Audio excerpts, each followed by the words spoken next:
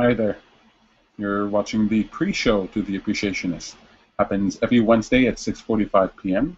It allows you the time to try to get on board, right? Connect with your camera, connect with your microphone, connect with them both, and to see how that works, work out the kinks, work out the bugs, get an idea of what we're doing.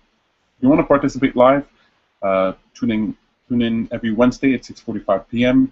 Be ready with your equipment, and we'll try and get that going for you. If you want to participate with the show today, and you are having some type of difficulty, just post a message on the Google Plus page or on any of our pages, Meetup, the Law of Attraction, YouTube, whatever it is, and we'll try to get you on board. We have about 10 to 15 minutes. So if you're watching this now, I really encourage you to come on board, because I think I'll be the only one here today on camera. That won't be a problem, but it'll definitely be more fun with you. So if you want to tune in, if you want to join into the conversation, you can join in with your webcam and microphone. You can also just join in with your microphone, so you don't have to be on camera if you're indecent or for whatever reason. You can just join in with your microphone. There's a Q&A app, there's a Q&A tool on the Google Plus page. If you click on that, you'll be able to ask me any question that you want. Hopefully I won't forget it there, and we'll get your question on board. If you have any questions for me or any questions that you'd like have answered, please post them anywhere you can find us.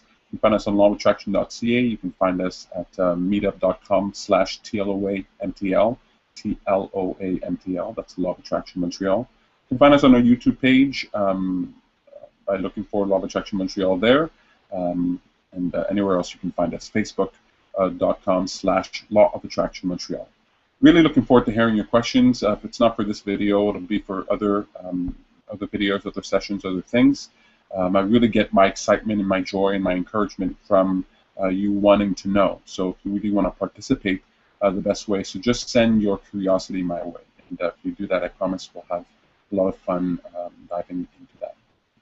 Look, right now it's the pre-show. I'm going to stop talking, get myself ready. We're going to be starting in about 10 minutes or so.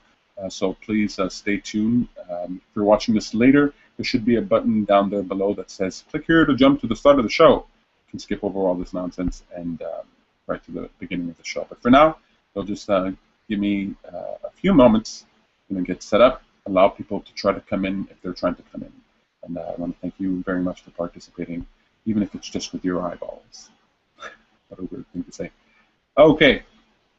Thank you.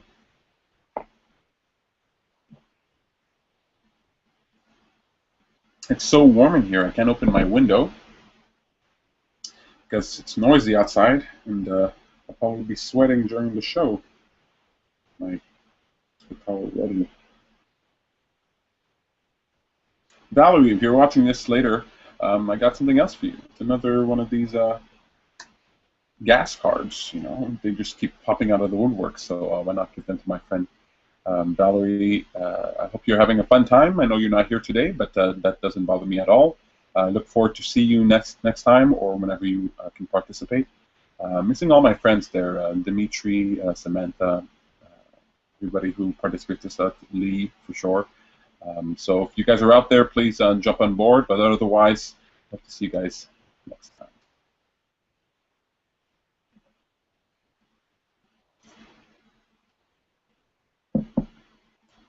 It's going to be interesting. I can already feel the beads of sweat. Maybe I'll try opening the window because it really is hot in here. Feel that hot. Yeah.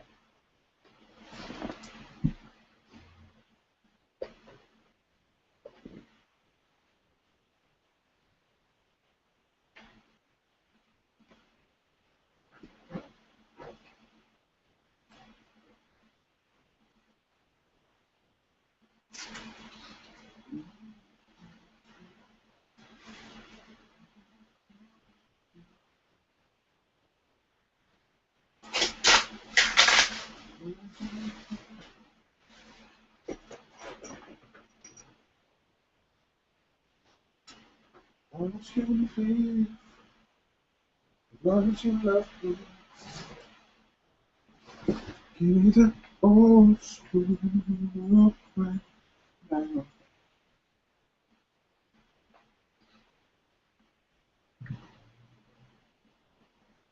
Oh, just that alone.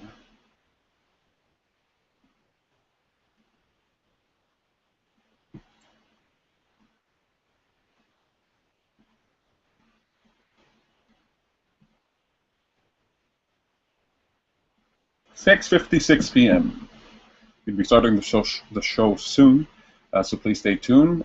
7 p.m. we'll be talking about Happy for a Change Perspective. The Happy for a Change Perspective is a new perspective that we're pushing forward. It's sort of a general positive mindset perspective, and it really goes towards encouraging you to pay attention to those things that are interesting to you and to talk about them with your family and friends. We'll get all into that at the start of the show. We have to also pick the joke of the week, and our options are going to be beyond and infinity. So I don't know how we're going to choose that. I'm the only one, but let's see how that works. Maybe someone will post something.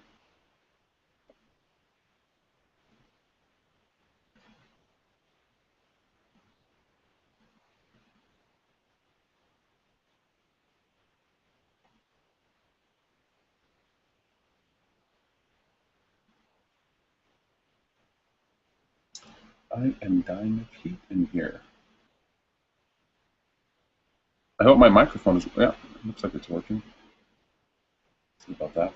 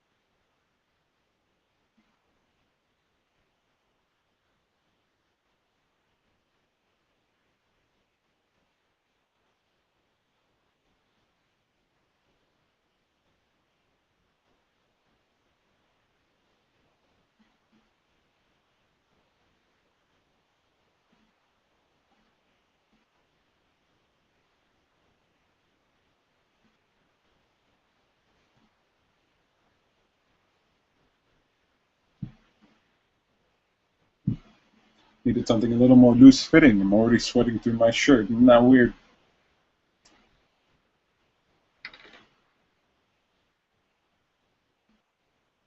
Trying to dunk my head in some water. It's not helping. It's going to be one sweaty show. The people I know who are watching me right now, they're just laughing their butts off. I'm sure they are.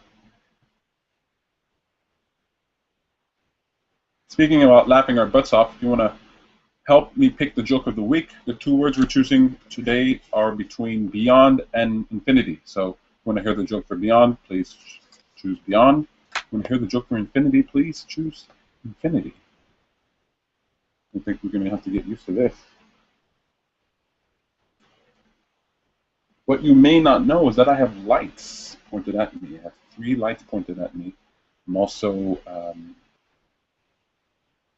in a place that is high up, and heat's coming up here, and really dying. That's just life, huh? Okay, if you want to participate with the show, we're starting the show in a minute or two. If you want to participate live, you can come on with your webcam and microphone, or just your microphone. All you have to do is add the Law of Attraction Montreal to your Google Circles. You're going to see a red button on the right there. It says Add to Circles, and when you click on that, you add me. I get a notification, and then I can invite you to the show. So let's see who we can invite here.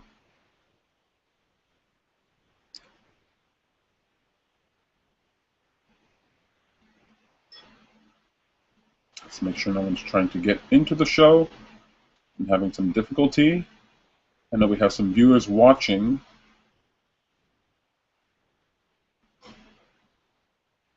Let's see here.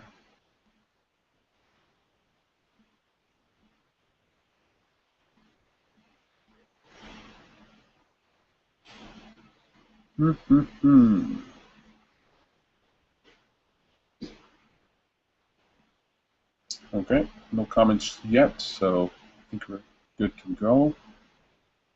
Oof. Oh, my goodness.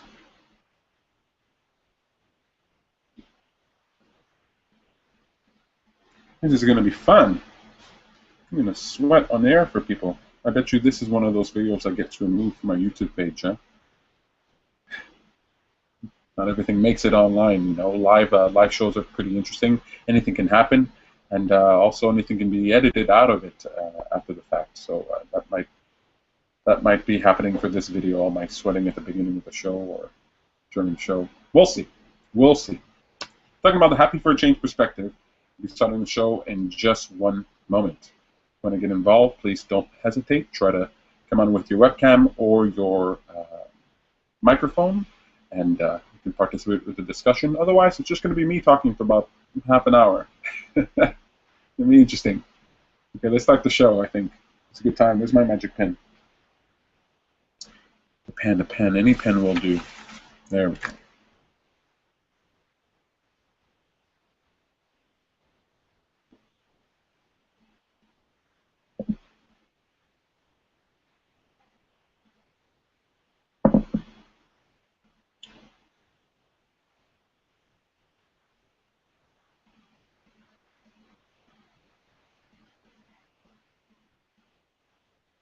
Just going to test out this Q&A app, make sure it's working fine. Looks like it is.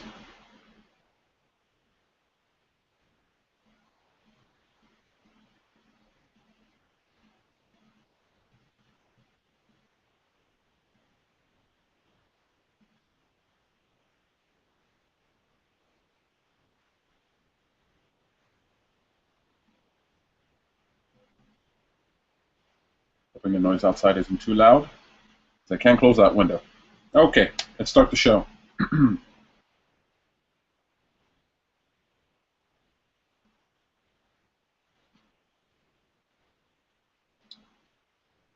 Hi, welcome to the show. My name is Peter Hartman. You're watching The Appreciationist.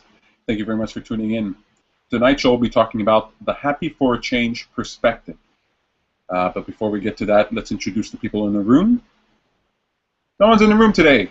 Well, you should be in the room today. If you want to join us live with your webcam and microphone, or just your microphone, you can tune in at 6:45 p.m. every Wednesday, and we can get you set up. And then you can also be a part of the show. If you'd like to be a part of the show, just follow the descriptions, the instructions that are included in the event on our Meetup page. That's at meetup.com/TLOAMTL. Otherwise, just click on the red button you should see there. It says Add to Circles on the right side of your screen. If you add me to your circles, I'll add you and invite you to the show.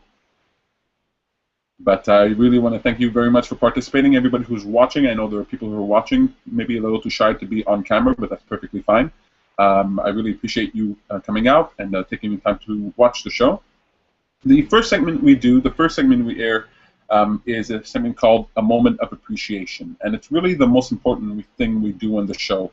A moment of appreciation is where we take a time to reflect at the past few days, the past week, something that went well or something that we can view the value of, we can see the value of in hindsight. Because taking a moment to appreciate something is a wonderful exercise in focus and a willingness to find the value in something, right?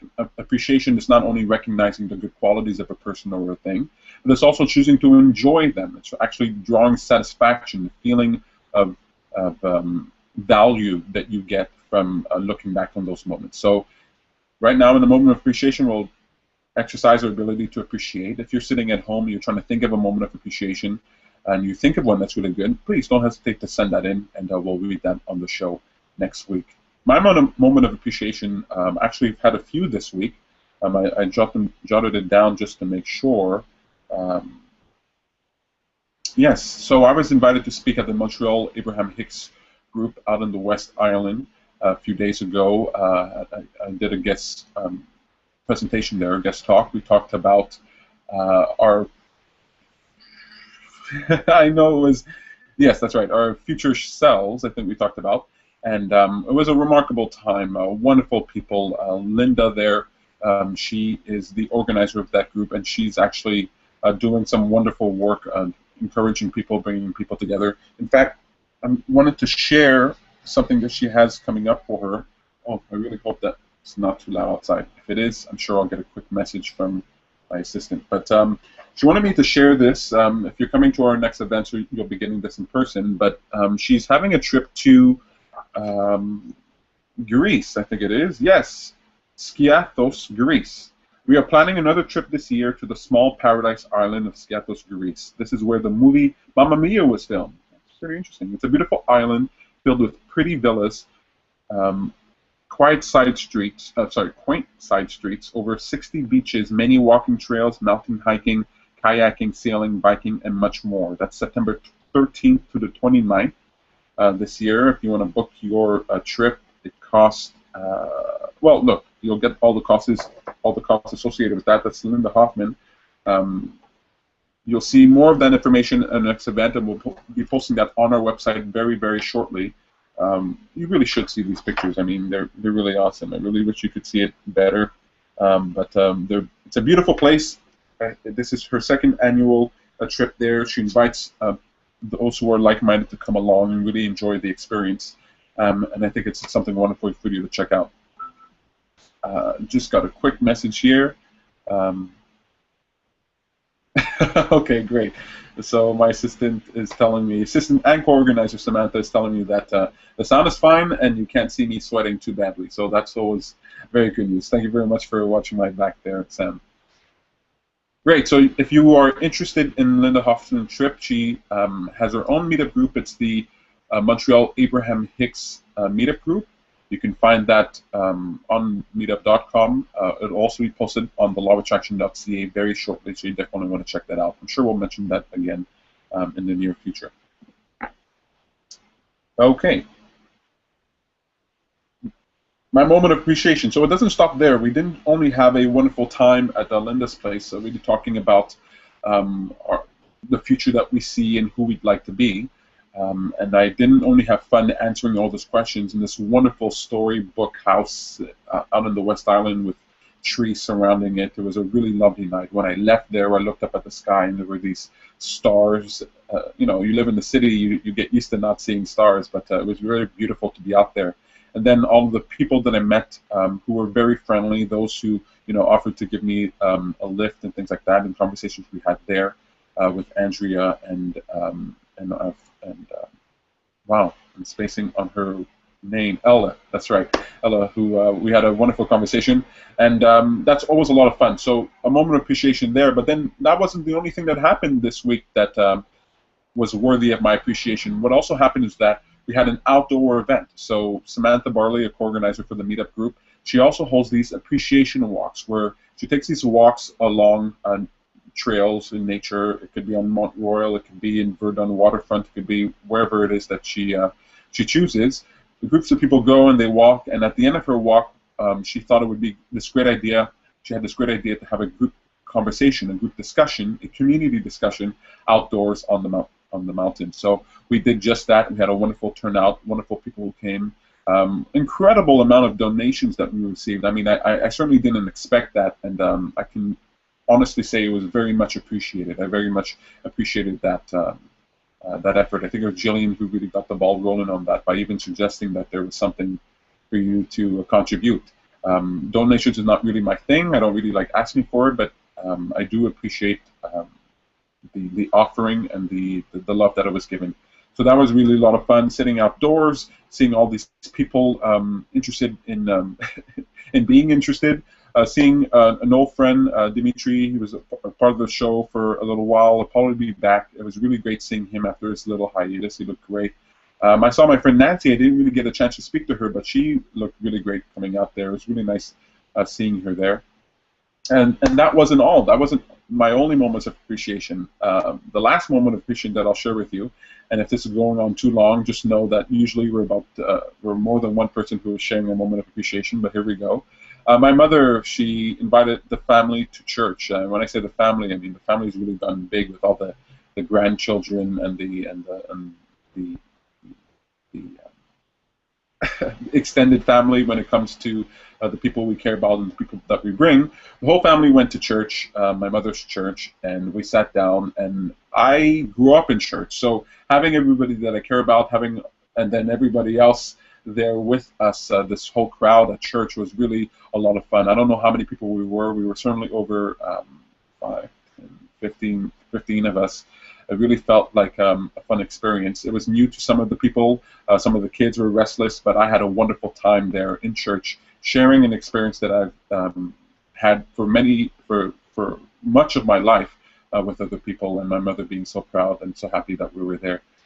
She, along with her friends, started their own church, really to move in the direction that they felt called to, and just seeing someone in the midst of doing what they're passionate about, doing what they're interested about, doing what they really value was spectacular. Seeing my mother teaching Sunday school, or Sabbath school rather, and us really enjoying it. We were kind of loud. We kind of caused a little bit of a fuss.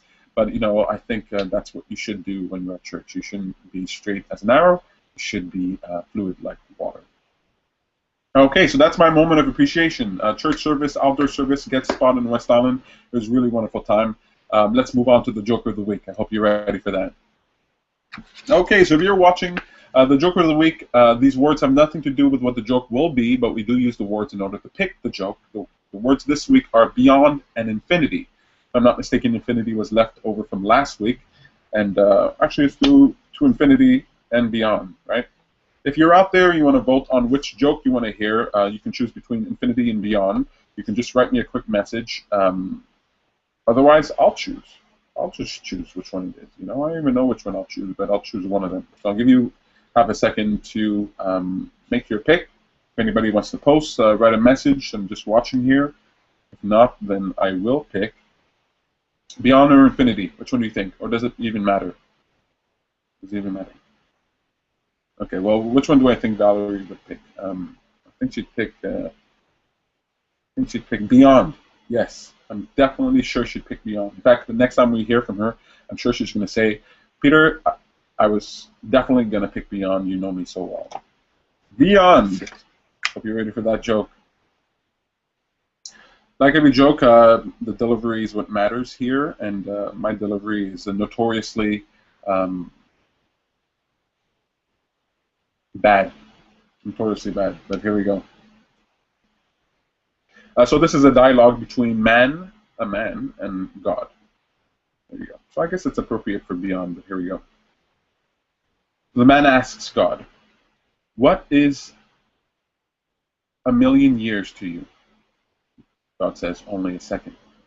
Man asks, "What is $1 billion to you?" God says, "Only a coin." The man says, "Okay, give me a coin." And God says, "Okay, hang on a second." That's an old joke. I'm sure you've heard it before, and I really like it. You know, it puts things into perspective. In church, they told us 1,000 years is like a day to God, and a day is like 1,000 years. And then they also tell you that God's coming back soon. How soon? Well, maybe 1,000 years from now. We'll see. Anyway, that's the joke of the week. If you want to pick the word that we're going to use for the next week, just please send us an email, write a message anywhere that you can find us. The word we used today was beyond, so we're looking for something to compete against infinity. Infinity was here last week. It'll be the returning guest next week, and so we can pick a word to beat that. And, if you have any jokes, you want to submit your jokes, you can definitely feel free to do that as well. 7:16, we're halfway through the show, and now it's time to talk about. No, I should have my notes here somewhere. Okay, so the joke of the week leads us to a next segment called What a Great Idea. What a Great Idea. Now, it's a little self-serving, and I've done this before, but I think the great idea that you should check out is happyforachange.com. Happyforachange.com is a website that we created. Tom and I created, Tom Hartman and I created, in order to really expound the idea, the benefits, the merits of living a life of curiosity, a life of interest, a life where you're talking about what's interesting to you. And so the world is full of solutions, and we can really apply them at any time. All it takes is our willingness to participate in the creative process. And when I say participate in the creative process, I mean in any way, any shape, any form. If you direct your attention to things that you consider to be good, you give your attention to great ideas, they become a part of our experience. If you haven't seen the introductory video that was created, you can go to happyforachange.com to check that out. You can also find that on our Happy for a Change YouTube channel. And if you're in the Montreal area, please feel free to check out Happy for a Change meetup group. That's you'll find that just by searching for Happy for a Change on meetup.com. And I want to get people together. We want to get people together who are interested not only in the idea of positive thinking and in terms of social change, but I want to marry the ideas, bring together the ideas that by improving yourself, by finding ways to pursue your passion, pursuing your joy and your interests, you actually make the world better. So what a great idea. You should check out happyforachange.com. Now, you're going to hear a lot about happyforachange.com because that's actually the subject for today's show, the Happy for a Change perspective. If you're in the Montreal area, we'll be having a meetup very shortly about this. I think it's tomorrow. We'll be talking about this more in detail and meeting people who are like-minded. But for right now, I'd like to give you sort of an introduction to the idea and really sort of expound upon it just a little bit so you get a little more interested and familiar with the idea. So the Happy for a Change perspective. First, I want to tell you a story about my childhood and how I came to be the person that I am today.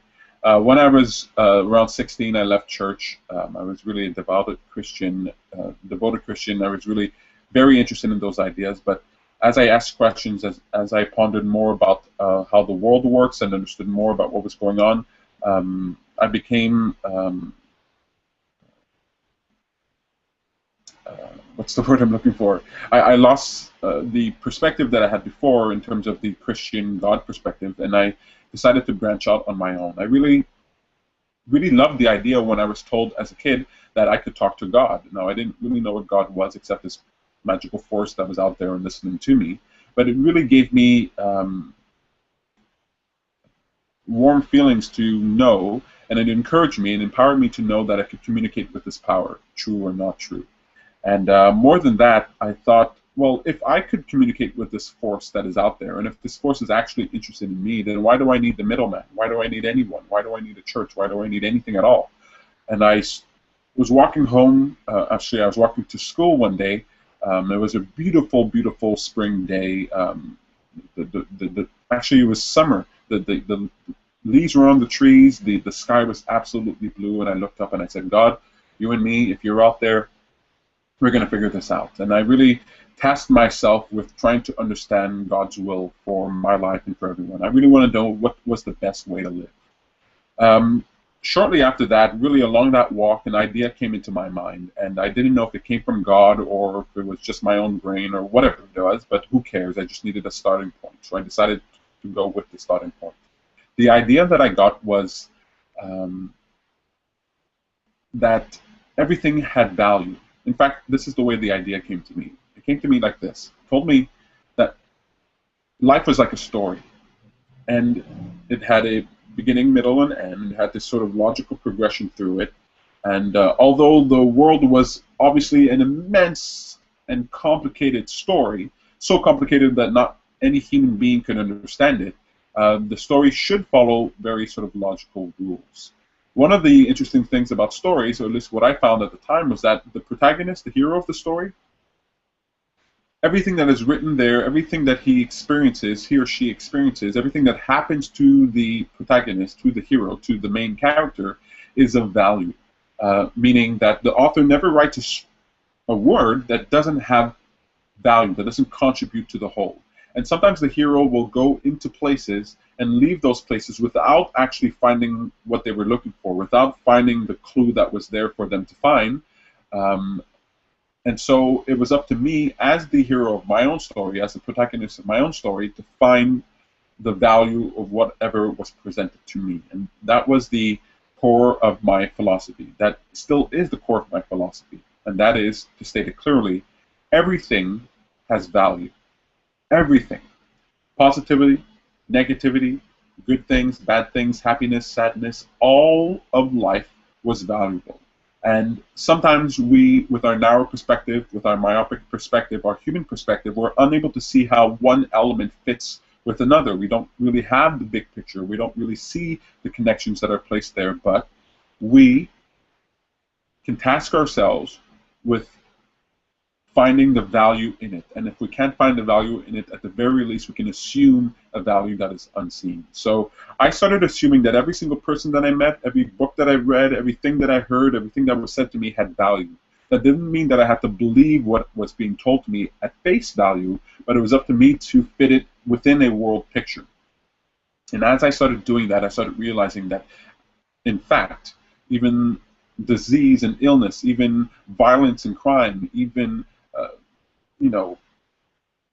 pundits on American television, on the news stations, even the bad news that we see, everything that exists, volcanoes, tornadoes, hurricanes, tsunamis, everything that exists has value. And if the only value it presents is that it encourages us to be better than we are, well, that is actually the truest value that can be provided by anything. Our circumstances cause us to move forward. They cause within us a desire for the world to be improved, the world to be better. And in that light, everything has value. And that is at the core of the Happy for a Change perspective. The Happy for a Change perspective assumes that everything has value, and it actually encourages people to not to seek conflict with their environment, not to seek to fight against whatever it is that they want to change, but to see its value and then to attempt to change it by expounding its benefits. I know that's a little strange to say, right? It's a little strange to try and fight cancer by describing the benefits of cancer, but the truth is the conditions in which we live in that produce cancer, once we recognize them, then we can do something about them. So what are the benefits of cancer? Well, the benefits of an illness like that is that it causes us to question our behavior. It causes us to question the foods that we eat. It causes us to take stock on our life. It actually puts death into perspective, which puts life into perspective. It puts meaning to life. It shows you what's more important. And if you hear stories about people who survive cancer, not everyone, but a lot of these people, or at least I've heard a lot of stories, but people who survive cancer, survive illnesses, survive the loss of limbs or the loss of senses or whatever it is, and come out of it, the other side, with a better perspective, a greater perspective on their life and their position within it. And so everything actually has value. When someone insults you, when someone takes from you, when someone harms you in any way, what they do is they cause you to reflect on who you are, and they recontextualize your experience with or without this thing, your experience with or without your well-being. So the most common advice you'll hear from people who teach you positive mindsets or the law of attraction or any of these philosophies is to follow your passion. And although that follow your passion sounds like a bumper sticker, the truth is actually within that statement. When you find the value in following your passion beyond just the physical well-being that you experience, the joy, the good feelings that you experience, when you realize that your mood even affects the environment that you live in, your attitude affects the where you spend your money and what you give your attention to, when you realize that following your passion is actually connected to the world, then following your passion becomes not only a selfish endeavor, but becomes a pursuit that can influence the entire world. When you follow your passion, when you feel like you are pursuing things that are meaningful to you, when you're engaged with meaningful work, when you are in the midst of dealing with or creating your life the way you choose, what you actually do is provide a wonderful example to others who are seeking the light, who are seeking the happiness, the joy that you're finding, who are seeking the sort of focus, the intent, the creativity that you have. But beyond the example, you actually influence things like healthcare costs, right? What are the if you're working in an environment that's stressful, if you're working in an environment that doesn't serve you, if you're working in an environment that devalues you, the likelihood is that the healthcare costs associated with that employment go up. Also, your productivity goes down. Your creativity goes down. Ingenuity, the great ideas that you could have access to are now sealed off behind a barrier of apathy and lethargy and disinterest. Well, when you free yourself to pursue your passion, and when I say pursue your passion, I don't only mean the thing that you really want to do, but to find passion in whatever it is you are doing, whether that's traveling to work, whether that's reading a book, whether that's eating a meal, whether that's doing a job. When you find the passion within what you're doing, you unlock your own potential. And when you unlock your own potential, you actually better the world around you. Now, there's a lot more that I can say about that, and I really want to talk about that in the event that we'll be doing tomorrow, so I won't bore you with it today. It's 7:27, so we're really getting to the end of our show.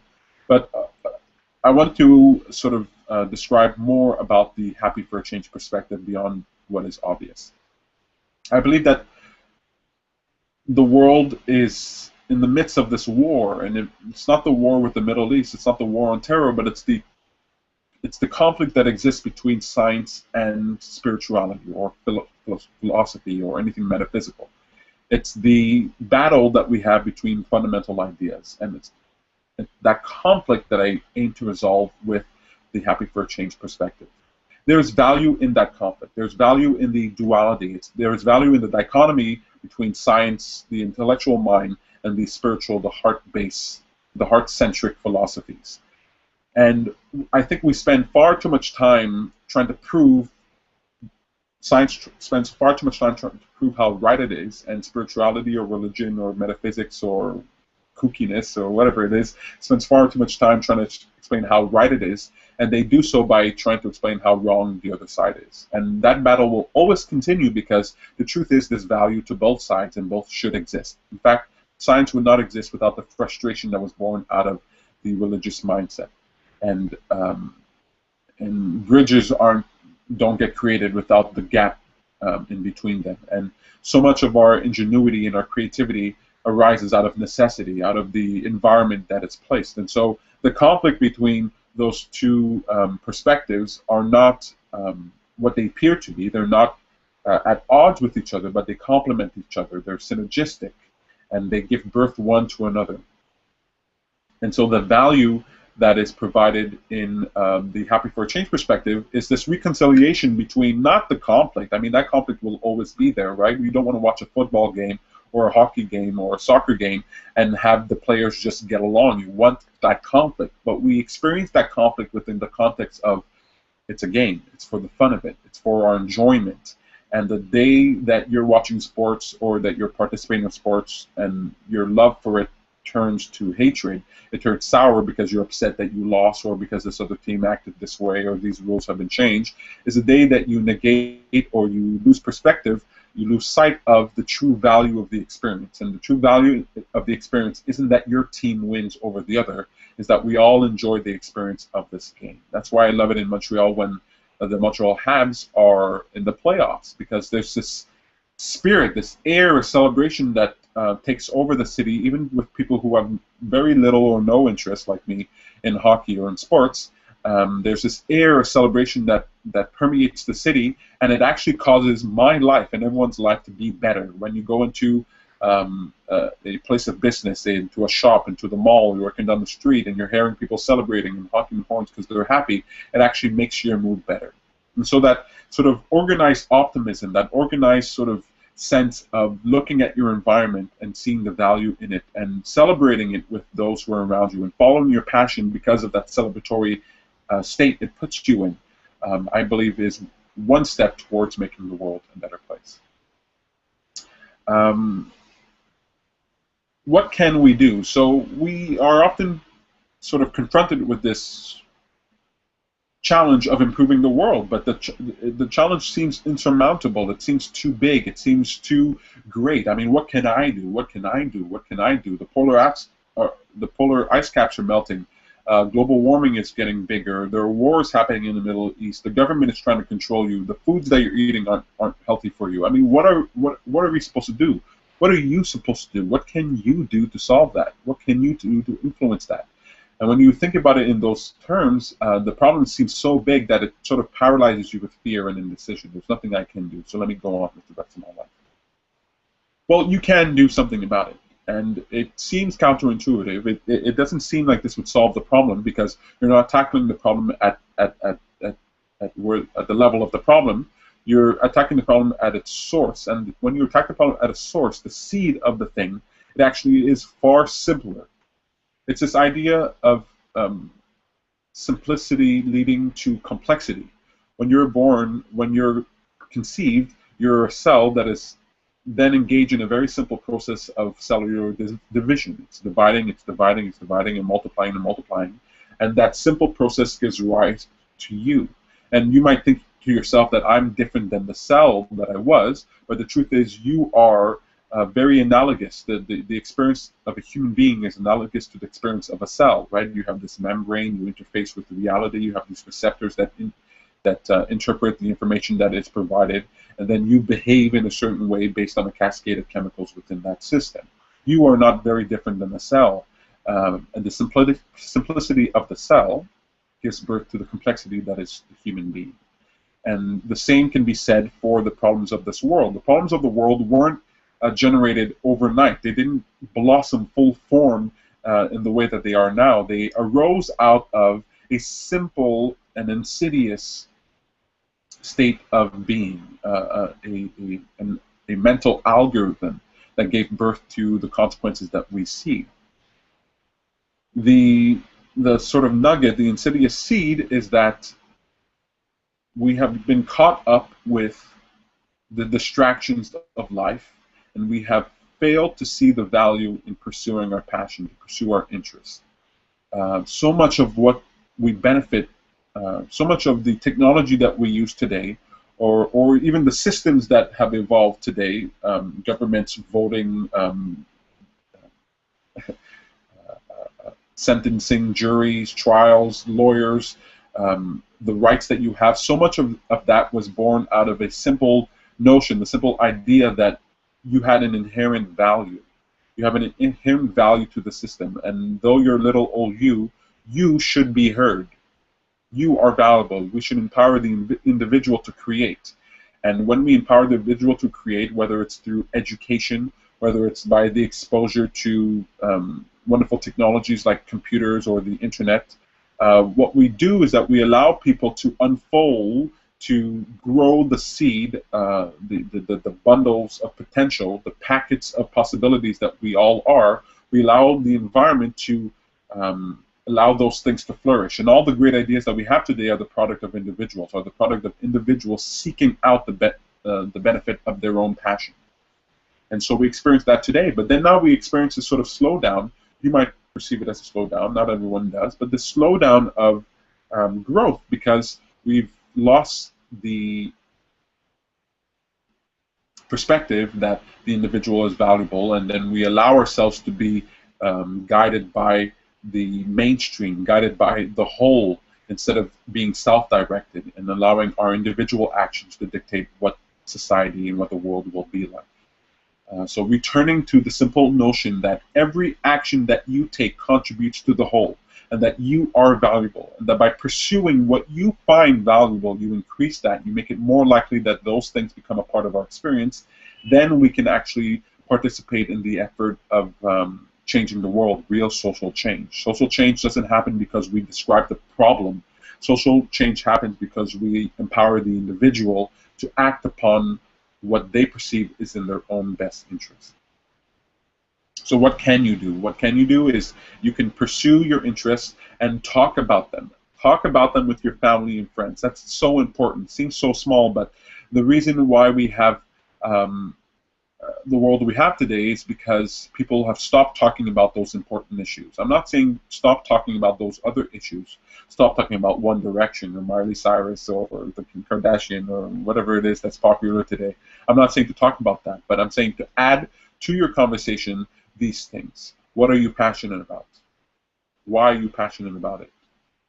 What do you see in the world that can be changed? Have you found any solutions that might be worthwhile? And I talked about these in previous episodes. What I try and do with the show, The Appreciationist, is to really shine the light on those great ideas, whether it's self-healing soundproof asphalt, whether it's algae lamps that sequester CO2, whether that's transform the education system with tools like Khan Academy. What I try and do is I try to talk to people about those things that I find that are interesting. And it doesn't mean that I necessarily have to pursue them, but just talking about them creates virality. It creates it transforms the idea into something contagious that can really spread. Because when you tell someone an idea that is inspiring, and then they tell someone the idea that's inspiring, and then they tell someone, well, now your idea moves from you and it connects to all the connections that you're connected to, or to all the pathways that it can follow. So what can you do? You give your attention to great ideas and you talk about them with your family and friends. It seems like it won't cause much of a difference, but just realize that the only reason we have what we have is because of that process, because individuals chose to give their attention to things that were meaningful to them, and by doing so, increase their presence in the world.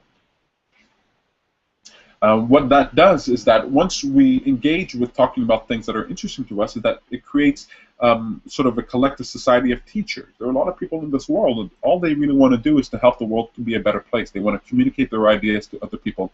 And if we can transform more and more people into willing teachers, people who are not teaching necessarily in the setting of a classroom, but who are choosing to use their words and to use their time and to use the family and friends that are around them and the acquaintances that they meet at parties or social gatherings, and to really elaborate on these ideas and to share them. What they're actually doing is teaching other people by example the tools that are necessary, the behavior that is necessary in order to create real social change. And that behavior is to communicate ideas with passion, with interest, with curiosity to those people who we care about, those people who are inclined to listen to us. And they do the same for their circles. And because all those circles are connected, then we permeate the system with wonderful ideas, passionate endeavors. So what we're really doing is actually turning adults into children, right? That we don't have to teach children to do this. Children, they do it automatically. What happens is that we sort of stamp out of them their childlike curiosity, and we introduce into their lifestyle instead what they should pay attention to. We tell them what to pay attention to instead of guiding them with their own passion towards what they're interested in. If you listen to Neil deGrasse Tyson, the famous astrophysicist, rock star scientist, he really talks about how he raises his kids. And I don't want to spoil it for you. We have a video, or we will have a video posted on our Facebook about this. But he tries to encourage parents to allow their kids to experiment, to break things, to discover the world instead of giving them the answers. Because when you give them the answers outright, then you short circuit and you deny them the benefit of the experiment. But instead, if you give them the benefit of their experiment, then you not only guide them towards their answer, but you guide them towards a method of discovery that will allow them to discover other things. Not only to discover other things, but the passion for discovery. So, to recap, you can do something about the world. We can create real social change. You don't have to feel like you're small and insignificant in the shadow of these great problems, but you can adopt the only thing that will ever create real social change, and that's the communication of great ideas, giving your attention to what you are passionate about. And the way you do that is by communicating those ideas to the people and that are around you, your family and friends, and the circles of people that you come into contact with. By doing so, those ideas, which are contagious in nature, will find their way into more and more minds and more and more hearts. And when it comes time for people to spend their money, and to spend their energy, and to give their attention to something, they may very well be more likely to give their attention to these wonderful ideas instead of those ideas that are only put forward in order to distract us from what's really going on. Let's get into the business of improving the world. We can do that with a Happy for a Change perspective, and I encourage you to check that out. Look, it's 7:41. I'm a little over my time, but this is probably the shortest that I've ever been. Here I am by myself, and still I'm able to fill up this time. I'm really looking forward to next week's show. I really want you to participate with your webcam and microphone. Even if you have never done it before, even if you're shy, I really encourage you to do it. I hope our regular guests are here next week, but otherwise, no worries, I will still be. I really want to let you guys know what's upcoming for us. So, before we end the show, let me let you know what's coming up next. June 26th, we have the Happy for a Change Perspective. That's at the Chai Tea Lounge. That's tomorrow at 7 p.m. June 29th, Love and Attraction. So the law of attraction as it relates to love. That's at the Rubik Center downtown. July 5th, we have another appreciation walk on Mount Royal with Samantha Barley. If you haven't done this before, you definitely want to get involved. It's a lot of fun. We often have great turnouts. She often has great turnouts for these appreciation walks. And it's a good time to get some exercise, get out there, meet like-minded people, and also hear a short word from Samantha Barley, who is really a wonderful teacher and a wonderful example to follow. And then, of course, next week, Wednesday at 7 p.m., another episode of The Appreciationist. Check in with us at 6:45 p.m. if you want to be a part of the show, if you just want to watch at 7 p.m. If you have an idea for the show, if you have a joke for the show, if you have any comments for the show, anything you want to talk about, please post that on our lawofattraction.ca page. So that's lawofattraction.ca. Meetup.com/TLOMTL. If you're watching this on Google Plus or on YouTube, please post your messages there. You can find our wonderful videos and wonderful information on Facebook.com/lawofattraction Montreal. And I won't take up any more of your time. I really want to thank you very much for participating with us today, even if it was just with your eyeballs. Thank you very much. My name is Peter Hartman, and you've been watching The Appreciationist. Take care.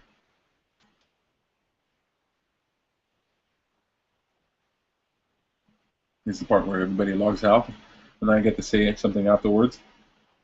I don't know what else to say except if you are part of the Law of Attraction meetup group, please jump over to our Happy for a Change group and sign up. The more people we get there, the more popular the idea will be. So if you're part of the Law of Attraction Montreal meetup group, you want to participate with us at the Happy for a Change meetup group. If you haven't already seen it yet, please go over there, join our group. The Happy for a Change has nothing to do with the Law of Attraction, and it has everything to do with personal empowerment and social change. And I believe the best way to get social change is to empower individuals to follow their passion. And the way we do that is by explaining all of the benefits that come from following your passion. So, take care. Be well. Ciao.